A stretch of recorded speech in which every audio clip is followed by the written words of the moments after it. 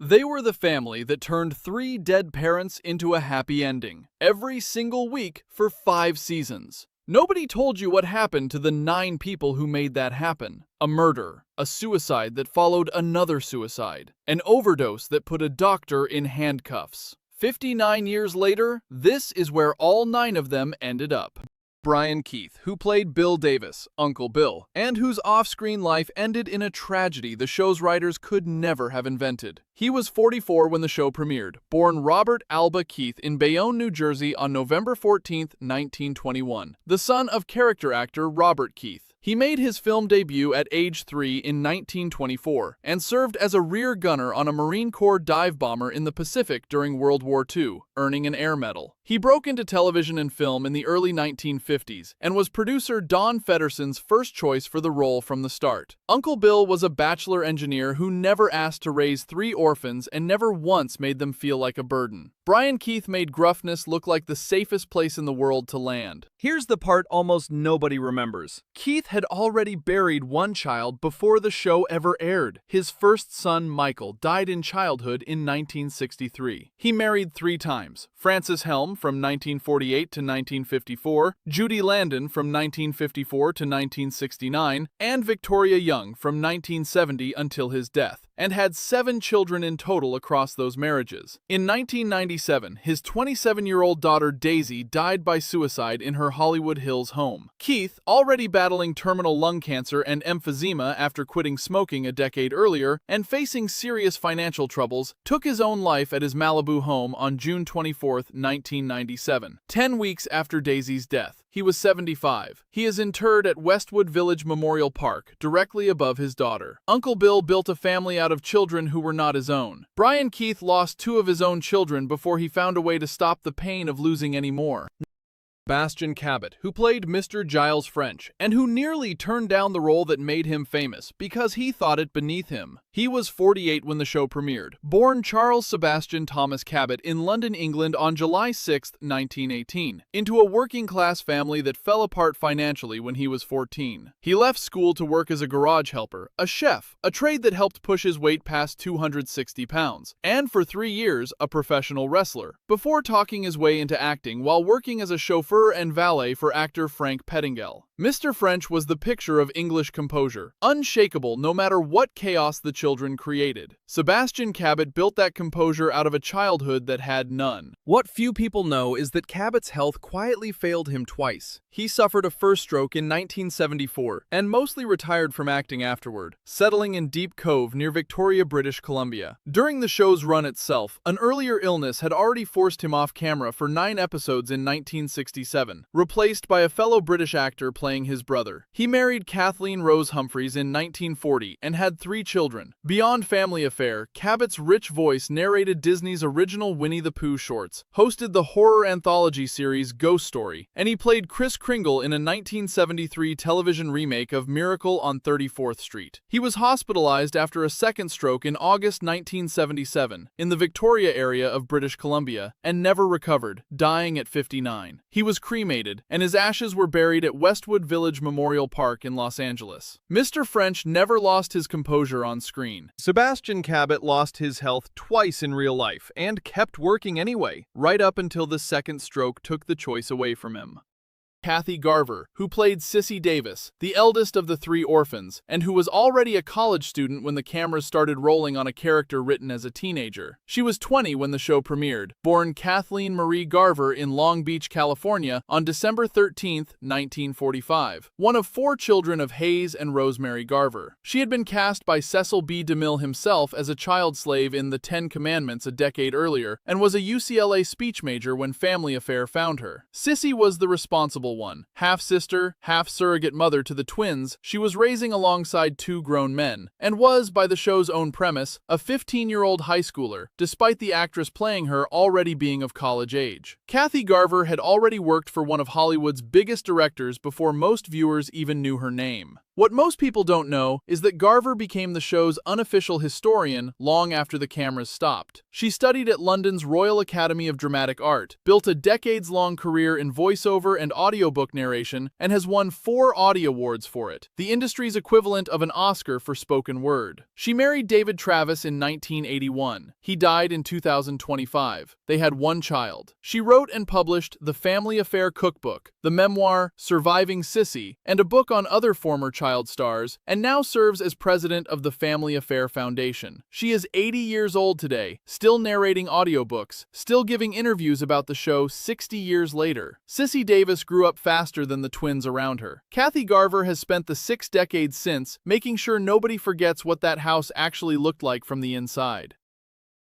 Nancy Walker, who played housekeeper Emily Turner in the show's final season, and whose face would soon become one of the most recognized on American television, for reasons that had nothing to do with this show. She was 47 when she joined the cast in 1970, born Anna Myrtle Sawyer in Philadelphia, Pennsylvania on May 10, 1922. She had spent the 1960s a respected but underemployed Broadway veteran, having made her Broadway debut back in 1941, before her career reignited playing Rosie in Bounty paper towel commercials. Emily Turner was a brief part-time housekeeper, gone within a season. Nancy Walker was about to become one of television's most beloved mothers. What most viewers never connected is that within months of leaving Family Affair, Walker originated Ida Morgenstern, Rhoda's overbearing mother, first on The Mary Tyler Moore Show and then on its spin-off Rhoda, a role that earned her an Emmy nomination, all while simultaneously playing housekeeper Mildred on Macmillan and Wife, working both sets at once for years. She married Gar Moore briefly in 1948, then David Craig in 1951, and had 1 daughter. She was nominated for 7 Emmys and 4 Golden Globes across her career and never won either, a running joke she made peace with publicly. She died of lung cancer at her Studio City home on March 25, 1992, at age 69. Her last TV role played from a wheelchair as her health failed. Her ashes were scattered over St. Thomas Island in the Caribbean. Emily Turner dusted the Davis apartment for 1 season and vanished. Nancy Walker left that apartment and became the quicker picker-upper lady and Rhoda's mother, arguably more famous than anyone she worked for on this show. John Williams, who stepped into Cabot's shoes for 9 episodes in 1967 as Nigel Niles French, and who audiences had already watched outsmart a murderer in one of Hitchcock's most famous films. He was 63 when he joined the show, born Hugh Ernest Leo Williams in Chalfont, St. Giles, England on April 15, 1903. He had won the 1953 Tony Award for originating Chief Inspector Hubbard on Broadway in Dial M for Murder, then recreated the role in Hitchcock's 1954 film version, and played the chauffeur in Billy Wilder's Sabrina that same year, sharing the screen with Humphrey Bogart and Audrey Hepburn. Niles French was a placeholder brother, in and out of the story in a single season. John Williams had already outacted Grace Kelly's murderer on the biggest screen in the world. Here's the twist almost nobody knew. Viewers were told on air that the real Mr. French had been summoned to England to assist the Queen, the writer's cover story for Cabot's real illness. Williams also appeared in Hitchcock's The Paradine Case, To Catch a Thief, 10 episodes of Alfred Hitchcock Presents, and Witness for the Prosecution opposite Charles Laughton and Marlene Dietrich, and later became the face of a classical records commercial so persistent it became one of the longest-running nationally broadcast ads in American television. He served in the Royal Air Force during World War II and was married to his wife Helen for 49 years. He died of heart disease on May 5, 1983 in San Diego, California at age 80 and was cremated with no funeral, exactly as he had requested. Niles French disappeared after a single season and was never mentioned again. John Williams had already conquered Hitchcock, Broadway, and Billy Wilder before he ever borrowed his on-screen brother's job.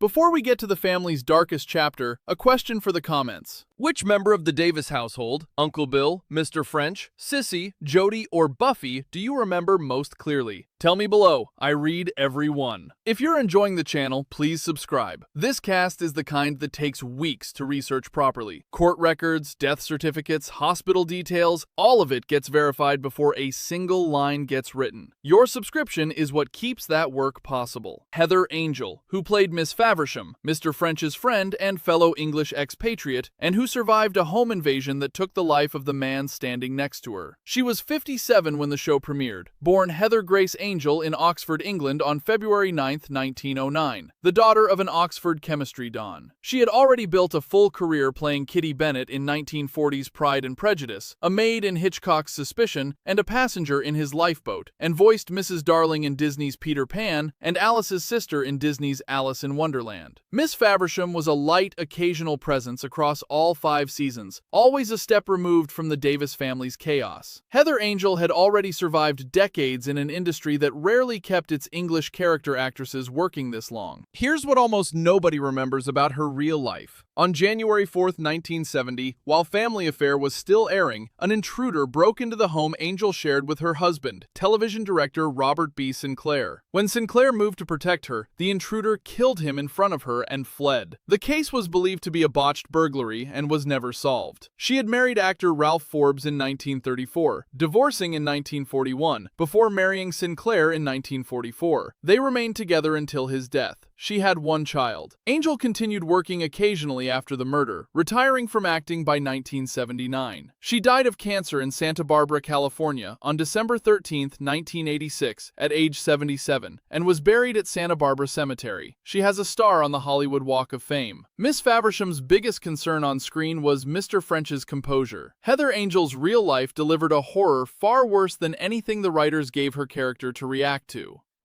John Hubbard, who played Ted Gaynor, Bill Davis's business partner, and who had once been handpicked as one of Hollywood's next great leading men before the industry moved on without him. He was 52 when the show premiered, born John Hubbard in East Chicago, Indiana on April 14, 1914. In 1939, producer Hal Roach signed him alongside 4 other young actors he believed were destined for stardom: Lon Chaney Jr., Victor Mature, Carol Landis, and William Bendix. Ted Gaynor was a minor recurring role, 8 episodes across 2 seasons. John Hubbard was once considered the equal of men who went on to become household names. Almost nobody remembers what happened to the other name on that 1939 list. While Chaney, Mature, and Bendix became stars, Hubbard's momentum stalled after military service interrupted his career from 1944 to 1947. Before that, MGM had briefly rebranded him under the screen name Anthony Allen, hoping to manufacture a leading man out of him. He rebuilt himself as a steady television character actor through the 1950s and 60s, working between roles as a car salesman and a restaurant manager to make ends meet. He married Lois Hubbard and had 3 children, Lois, Jane, and John. He retired from acting in 1974 after a small role in Disney's Herbie Rides Again. He died on November 6, 1988, in Camarillo, California, at age 74, survived by his wife Lois and their 3 children. John Hubbard never got the stardom Hal Roach once promised him, and spent 40 years proving a steady career was worth having anyway.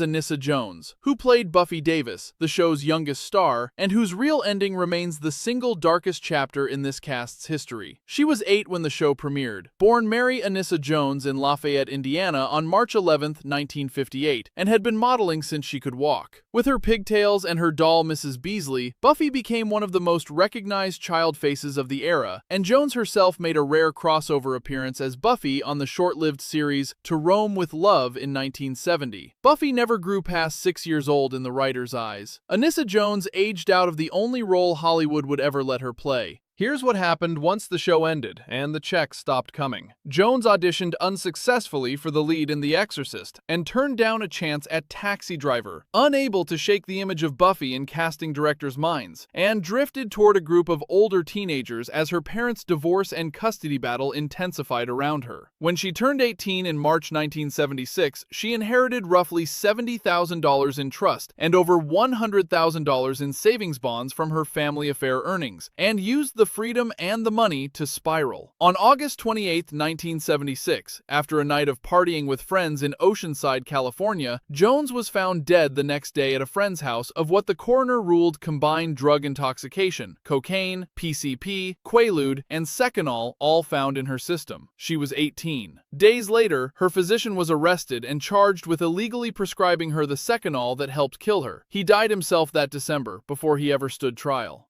Buffy Davis was the innocent heart of a wholesome sitcom family. Anissa Jones became the industry's most cited warning about what happens when that innocence is handed a trust fund and no one left standing to catch her. Number 9 is the last name on this list, and the one whose real story finally answers the question Anissa Jones's death left open. Johnny Whitaker played Jody Davis, Buffy's twin brother, and is one of 2 cast members still here to tell you about it. He was 6 when the show premiered, born John Orson Whitaker Jr. in Van Nuys, California on December 13, 1959, the 5th of 8 children. He had already originated Scotty Baldwin on General Hospital at 5 years old, and Brian Keith personally arranged his family affair audition after working with him in The Russians Are Coming, the year before. Jody was written as a boy of 10 before producers rewrote the role for a 6-year-old once they saw his chemistry with Anissa Jones on screen. Johnny Whitaker got the part because a grown man saw something in a 5-year-old that an entire writer's room hadn't planned for. What the tabloids eventually caught up to is that Whitaker's own adulthood nearly went the same direction as his co-stars. After Anissa Jones's death in 1976, a shaken Whitaker withdrew into 2 years of Mormon missionary work in Portugal instead of chasing more roles, later completing a communications degree at Brigham Young University in 1986. He continued acting sporadically through the 1970s, including the title role in 1973's Tom Sawyer opposite Jodie Foster, but by his own account eventually developed a serious addiction to drugs and alcohol as an adult, one his family confronted him over in an intervention, threatening to cut him off entirely unless he got help. He agreed, entered a 12-step program, got sober, and has now been clean for 28 years. He married Cimbria Wright in 1984. They divorced in 1988. He became a certified addiction counselor, founded the nonprofit Paso por Paso for Spanish-speaking addicts in recovery, and has advocated for prison reform in Washington and Sacramento. He is 66 today. Jody Davis was the twin who got to grow up on screen. Johnny Whitaker is the twin who nearly didn't grow old in real life, and has spent every year since making sure other people's kids get the chance his TV sister never did. They aired their final new episode on March 4, 1971, after 138 episodes across 5 seasons on CBS. Today, 7 of the 9 faces from that opening cast list are gone. 1 buried above his own daughter in Los Angeles, 1 cremated after 2 strokes took everything from him, 1 who outacted a movie murderer on the biggest screen in the world and then vanished from memory, 1 whose husband was killed protecting her and who kept working anyway, 1 who was promised stardom alongside future household names and never quite got there, 1 who became more famous for paper towels than for anything she did in this apartment, and 1 who never made it past 18. Kathy Garver is 80, still narrating audiobooks. Johnny Whitaker is 66, still counseling addicts one at a time. The luxury Manhattan penthouse the whole country watched every week never existed anywhere but a Hollywood soundstage, dressed, lit, and struck like every other set once the show was done with it. The family was fictional. What happened to the 9 people who played them was not.